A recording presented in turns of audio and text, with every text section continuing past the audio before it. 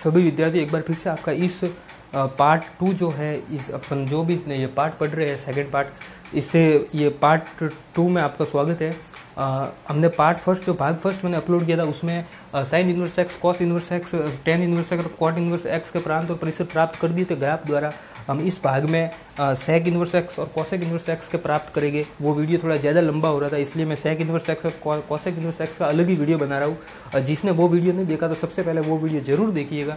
अब देखो हम सेक इनवर्स एक्स का प्राप्त करते हैं प्रांत और परिसर, उससे पहले सेक एक्स का ग्राफ बनाते हैं। तो देखो सेक एक्स का ग्राफ, तो हम देखो जैसा पहले किया था वैसा का वैसा हम यहाँ ले लेंगे π/2, ये आ गया पाई, ये आ गया 3π/2, ठीक है, एक्स अक्ष पे। और इधर हमने ले लिया माइनस का π/2 और इधर माइनस का पाई, ठीक है। इधर मैं 1 ले लेता हूँ, इधर माइनस का 1 ले लेता हूँ।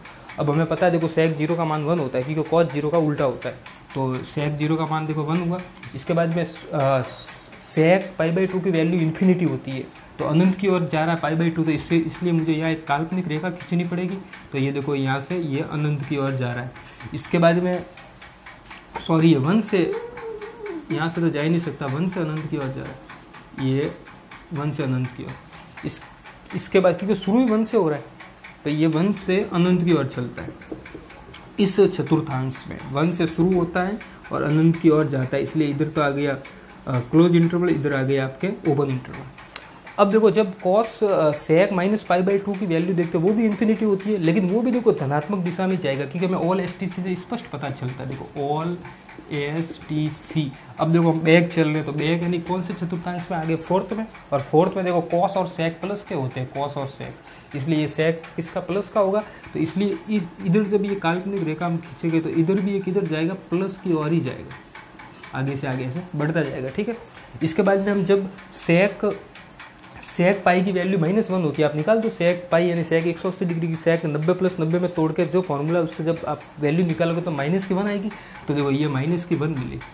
अब आप वापस सेक जब 3π/2 की वैल्यू निकालोगे तो वो इन्फिनिटी आएगी। तो देखो इसलिए मुझे यहाँ एक काल्पनिक रेखा खींचनी पड़ेगी। अब ये देखो कौन सा चतुर्थांश आ रहा है, देखो ये पहला, ये सेकंड चतुर्थांश आ रहा है और ये थर्ड। तो थर्ड में देखो ये किसका है, माइनस का है, सिर्फ tan और cot ही प्लस के होते, बाकी सब माइनस के होते। तो माइनस का इसलिए ये वैल्यू किधर जाएगी, माइनस की ओर जाएगी। और इसमें भी देखो जब इसमें हम देखेंगे तो π/2 पे भी वैल्यू इन्फिनिटी थी, तो इस चतुर्थांश पे देखो π/2 से पाई के बीच में ये तो 0, ये π/2 होता है, ये पाई होता है और ये 3π/2, ठीक है, ये वापस 2π होता है। तो देखो अपन पाई से 3 ये π/2 से पाई के बीच में भी देखो सेक किसका होता है, माइनस का होता है क्योंकि साइन और कोसेक की प्लस के होते हैं। तो ये इधर भी वैल्यू किसकी तरफ जाएगी, माइनस की ओर। ये काल्पनिक रेखा इधर भी माइनस की ओर ये बढ़ती जाएगी इस प्रकार से, ठीक है। तो अब देखो अब ऐसे ग्राफ इधर भी बनाएगा तो देखो इस टाइप से बनेगा, ये -π की वैल्यू होगी और मुझे यहाँ एक काल्पनिक रेखा खींचनी पड़ेगी माइनस का 3π/2 पे, और ये इधर से इस टाइप से और इस काल्पनिक रेखा इस टाइप से। अब देखो जब इस ग्राफ को हम देखते हैं तो हमें देखो एक ही आचार्य बनाने के लिए इतना सीमित करना है कि ये एक ही आचार्य बन जाए। तो हमें देखो यहाँ तो देखो वैल्यू रिपीट हो रही है, देखो ये यहाँ से इधर जाते इधर वापस आते देखो वैल्यू रिपीट हो रही है। तो हमें तो सिर्फ एक बार यूज़ करना है, इसलिए हम क्या करेंगे यहाँ पे कि सिर्फ यहाँ से मैं ग्राफ तोड़ देता हूँ, मतलब इधर वाला लेता हूँ, ये वाला, ठीक है। देखो वैल्यू रिपीट नहीं होनी चाहिए और इधर देखो यहाँ और यहाँ वापस रिपीट हो रही है ये, तो मैं यहाँ पे ग्राफ तोड़ देता हूँ। तो ये मतलब यहाँ से लेकर ये वाला भाग और ये वाला भाग, सिर्फ मैं यहाँ से यहाँ तक लूँगा ये वाला, तो ये क्या हो जाएगा अपने एक ही आच्छादक 1/1 फंक्शन हो जाएगा। यानी अब देखो मैं यहाँ पे प्रांत और परिसर लिखता हूँ, तो परिसर तो मुख्य मान क्या होगा, रेडियन वाला। तो देखो हमें कहाँ से कहाँ तक मिल रहा है वैल्यू, 0 से लेकर पाई के बीच में। पाई पर भी देखो परिभाषित है, पाई पर भी मान -1 आ रहा है और 0 पे 1 आ रहा है, तो पाई भी शामिल है, 0 भी शामिल है। यानी अपन लिख सकते हैं 0 से, यानी इंटरवल कौन सा आगे, क्लोज, 0 से पाई। और आप देखोगे यहाँ पे π/2 पे देखो परिभाषित नहीं है, इनके बीच में π/2 ऐसा एंगल है जिस पे वैल्यू कुछ नहीं आ रही, अपरिभाषित है। इसलिए मुझे इसमें से वापस माइनस करना पड़ेगा π/2। अब सिर्फ एक एलिमेंट है तो इसको सेट के रूप में लिखना पड़ेगा, यानी मंजिला कोष्ठक। मतलब 0 से पाई के बीच में जितने भी सेक इनवर्स एक्स के मान होंगे वो 0 से पाई के बीच में होंगे या 0 और पाई के समान होंगे, लेकिन पाई/2 उसमें से शामिल नहीं है।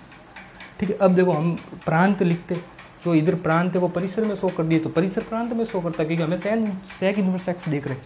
तो यहाँ पे देखो वैल्यू कहाँ से कहाँ मिल रही है, देखो 1 से इन्फिनिटी तक चल रही है, और इधर देखोगे देखो -1 से लेकर देखो माइनस इन्फिनिटी तक जा रही है।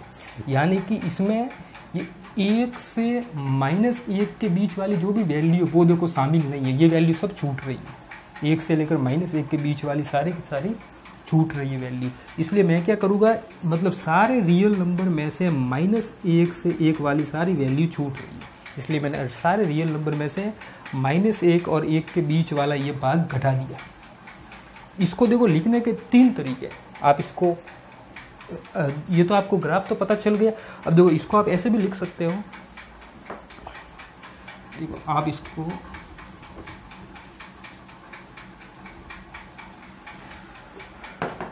देखो r-1 यानी रियल नंबर में से इनके बीच वाली वैल्यू शामिल नहीं है। 1 और -1 तो शामिल है, इससे बीच वाली शामिल नहीं है, तो इसीलिए रियल नंबर में से घटा रहे, तो सिर्फ इनके बीच वाली वैल्यू घट रही है, जबकि 1 और -1 तो इसमें रियल नंबर में आ गया, जबकि इसके बीच वाली वैल्यू सब गायब हो गई।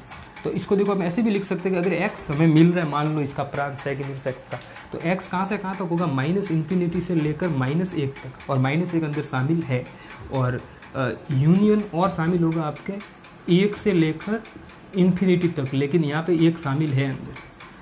ठीक है, तो इसलिए यहाँ ये निशान आ गया।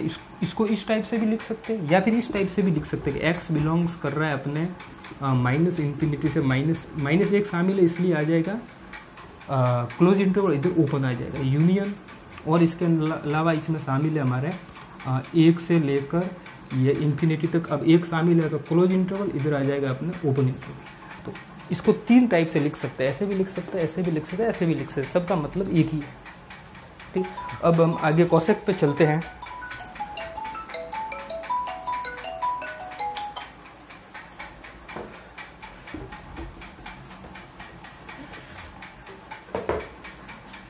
देखो कोसेक एक्स का ग्राफ हम बनाते हैं, तो देखो कोसेक एक्स ग्राफ के लिए देखो वही देखो 2 हमने चतुर्थांश ले लिया, इधर देखो π/2 पाई 3π/2 और ये 2π, इधर माइनस का π/2 माइनस का पाई माइनस का 3π/2। ठीक है, ये 1 ले लिया, इधर माइनस का 1 ले लिया। अब देखो हम वो आप हमारे पास में कोसेक 0 का मान कितना होता है, इन्फिनिटी होता है, जबकि कोसेक π/2 का मान 1 होता है। तो देखो कोसेक π/2 का मान तो 1 होता है, ये 1, जबकि अब मुझे देखो काल्पनिक रेखा यहाँ खींचनी पड़ेगी। अब देखो कोसेक 1 का मान इन्फिनिटी होता है, लेकिन प्रथम चतुर्थांश में सब प्लस के होते हैं, इसलिए ये किधर जाएगा, प्लस की ओर। अब देखो ये सेकंड चतुर्थांश सारा π/2 से लेकर पाई तक, तो इसमें भी कोसेक किसका होता है, प्लस का। तो हमें पता है कोसेक पाई की वैल्यू भी इन्फिनिटी होती है, तो ये भी किधर जाएगा, प्लस की ओर। इस प्रकार ये प्लस की ओर बढ़ते जाएगा आगे से आगे। ठीक है, अब आगे जब हम 3π/2 की वैल्यू देखते हैं कोसेक में, तो वो आती है -1। अब इधर वापस एक काल्पनिक रेखा खींचता हूँ। अब देखो इधर ये नेगेटिव की ओर जाएगा, इधर भी नेगेटिव की ओर। क्यों, क्योंकि देखो इसमें जो थर्ड कोऑर्डिनेट है ये वाला, इसमें देखो कोसेक माइनस का होता है, इसलिए माइनस की ओर गया, क्योंकि हमें पता है कि पाई पे वैल्यू इन्फिनिटी होती है, लेकिन 3π/2 से पाई की ओर नेगेटिव जाएगा, और इधर 3π/2 से 2π यानी ये वाला, इसमें भी देखो कोसेक माइनस का होता है, इसलिए किधर गया, नेगेटिव की ओर। अब देखो इस तरफ -π पे भी वैल्यू मिलती है -1, तो इधर भी ये जब हम यहाँ पे करेंगे, ये काल्पनिक रेखा खींच ली हमने पाई पे। अब देखो -π/2 पे वैल्यू, जैसे यहाँ पे π/2 पे 1 मिली थी, ऐसे -π/2 पे -1 मिलेगी। थोड़ा सा इसको इधर लिखता हूँ, ये देखो -1 मिले। ठीक है, अब देखो हमें पता है कोसेक 0 का मान इन्फिनिटी होता है, तो देखो ये अब देखो ये माइनस की और वैल्यू की गई। इसका कारण है कि हम इधर से बैक चल रहे हैं, भाई हम 0 डिग्री से इधर चल रहे हैं, जो 0 डिग्री से इसे माइनस का मतलब हमें उल्टा चल रहा है। तो देखो जैसे ही उल्टा चलेगा तो 0 डिग्री से लेकर ये उल्टा चलेगा, तो ये π/2 काउंट होगा, ये 0 ये माइनस का π/2 ऐसे उल्टा चलेगा, तो 0 से -π/2 के बीच में देखो कोसेक माइनस का है, इसलिए ये माइनस की ओर गई। अब इसके बाद में ये भी देखो, इसमें भी कॉसेक किसका है, अब उल्टा चलेगा तो ये 0 काउंट होगा, ये माइनस का π/2 काउंट होगा, इस प्रकार से ये माइनस का पाई काउंट होगा जब ऐसे चलेगा। तो अब देखो ये थर्ड जो उल्टा चलेगा तो सेकंड, ये पहला दूसरा और थर्ड में देखेंगे तो थर्ड में भी देखो ये किसका आ रहा है, माइनस का, इसलिए किधर जाएगा, माइनस की ओर।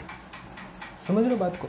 तो इधर चल रहे तब तो आपको ऐसे घूमना है, और जब हम इधर चले गए तो आपको ऐसे बैक आना है। तब आपके फर्स्ट कोऑर्डिनेट ये काउंट होगा, सेकंड ये होगा, थर्ड ये होगा। तो देखो यहाँ से ये सेकंड काउंट हो रहा है, -π/2 से -π, तो -π/2 से -π भी किधर गया, ऋणात्मक की ओर, नेगेटिव की ओर।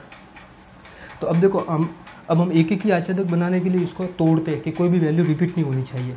तो देखो यहाँ से जैसे देखो इधर जाते हैं तो ये देखो वैल्यू सब रिपीट हो रही है, तो मुझे यहाँ पे ग्राफ तोड़ना पड़ेगा, ठीक है। इधर लिया और इधर भी देखो ऐसे चलते तब ये रिपीट हो रही है वैल्यू, जैसे ये रिपीट हो गई, ये रिपीट हो गई, ये रिपीट हो रही है सब, तो मुझे यहाँ पे ग्राफ तोड़ना पड़ेगा, यानी सिर्फ ये भाग लेना पड़ेगा। देखो ये वाला भाग, यानी ये भाग ही हमें लेना पड़ेगा। ये देखो यहाँ से ये वाला भाग सिर्फ जो मैंने ब्रैकेट में किया है।